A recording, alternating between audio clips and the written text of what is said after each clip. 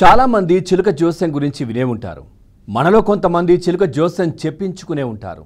బోన్లో ఉన్న చిలుక వచ్చి ఓ ఫోటో తీస్తే ఆ ఫోటోను చూసి సదరి జ్యోతిష్యుడు జరగబోయే విషయాలు చెబుతుంటాడు.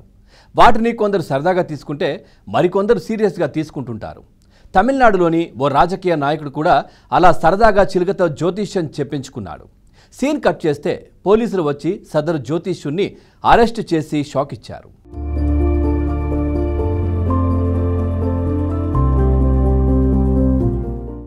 కడలూరు పీఎంకే అభ్యర్థి ప్రముఖ తమిళ సినీ దర్శకుడు తంగర్ బచ్చన్కు 4 మంచి మాటలు చెప్పిన చిలుక జ్యోతిష్యుణ్ణి పోలీసులు అరెస్ట్ చేశారు. సోమవారం మధ్యాహ్నం తంగర్ బచ్చన్ ఓట్ల వేట సాగిస్తూ ఓ చెట్టు నీడన సేదతీరారు.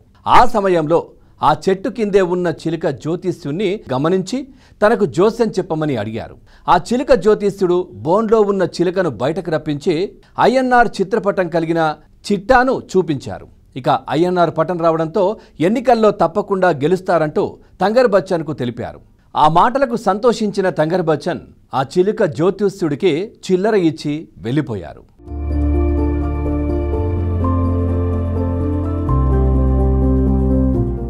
ఆ తర్వాత తంగర్ బచ్చన్ చిలుక జోస్యం చూస్తున్న వీడియో సోషల్ మీడియాలో వైరల్ అయింది. వెంటనే పోలీసులు రంగంలోకి దిగి ఆ చిలుక జ్యోతిష్యుడిని అరెస్ట్ చేశారు. చిలుకను బోన్లో నిర్బంధించడం నేరమని చెబుతూ ఆ జ్యోతిష్యుడి అరెస్టు చేసినట్లు పోలీసులు తెలిపారు. అంతేకాకుండా ఆ ప్రాంతంలోనే సంచరిస్తున్న మరో 2 చిలుక జ్యోతిష్యులను కూడా అరెస్టు చేశారు. ఇదిలా ఉండగా తమ పార్టీ అభ్యర్థి తంగర్ బచ్చన్కు జోస్యం చెప్పిన చిలుక జ్యోతిష్యుణ్ణి అరెస్టు చేయడం డీఎంకే ప్రభుత్వ కక్ష సాధింపు చర్యనని పీఎంకే నాయకుడు అన్బుమణి రామదాస్ ఆగ్రహం వ్యక్తం చేశారు.